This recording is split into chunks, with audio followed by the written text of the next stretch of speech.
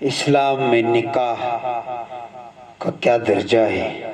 اسلام کی نظر میں نکاح محض انسانی خواہشات کی تکمیل اور فطری جذبات کی تسکین کا نام نہیں ہے، بلکہ نکاح ایک عبادت بھی ہے۔ اسلام نے نکاح کو احساس بندگی اور شعور زندگی کے لیے عبادت سے تعبیر فرمایا ہے۔ حضرت صلی اللہ علیہ وسلم نے نکاح کو اپنی سنت قرار دیا ہے۔ ارشاد نبوی ہے، نکاح کرنا میری سنت ہے۔ گویا اسلام میں نکاح انسانی ضرورت ہونے کے ساتھ ساتھ ایک عملی عبادت بھی ہے۔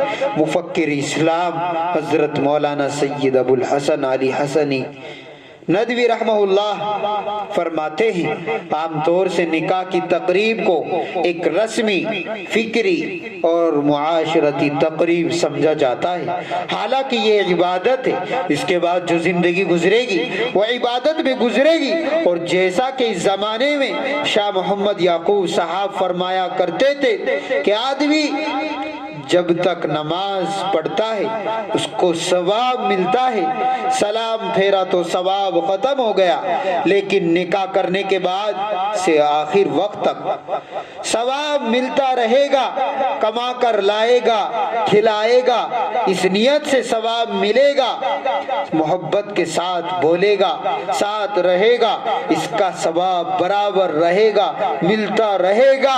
ارشاد خداوندی ہے، جو اللہ اور اس کے رسول کی اطاعت کرے گا وہ پورے طریقے پر، پورے طور پر کامیاب ہوگا۔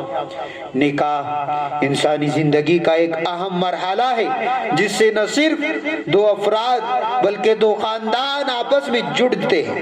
یہ بندھن محبت، وفاداری، احساسات و جذبات پر مبنی ہوتا ہے۔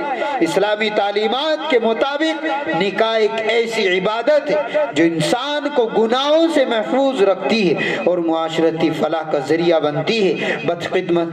بدقسمتی سے آج کل کی شادیاں بے جائے خراجات، رسم و رواج، ریتی رواج اور دکھاوے کی نظر ہو رہی ہے، جس سے نہ صرف سماجی مسائل جنم لے رہے ہیں بلکہ نکاح جیسے مقدس عمل کی روح بھی متاثر ہو رہی ہے۔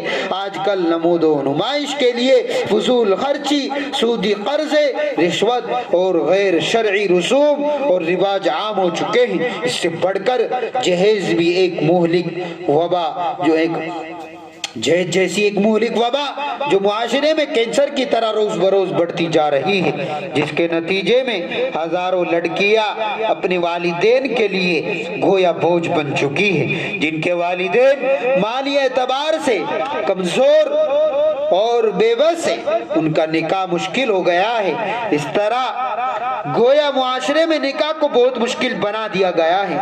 اس لیے بڑی تعداد میں مسلم لڑکیاں گناہوں کا آلہ کار بنی ہوئی ہیں۔ گویا سماجی معاشرتی اعتبار سے حالات نازک سے نازک تر ہوتے جا رہے ہیں۔ اللہ بچائے اور ہر طرح کی خرافات سے ہماری حفاظت فرمائے۔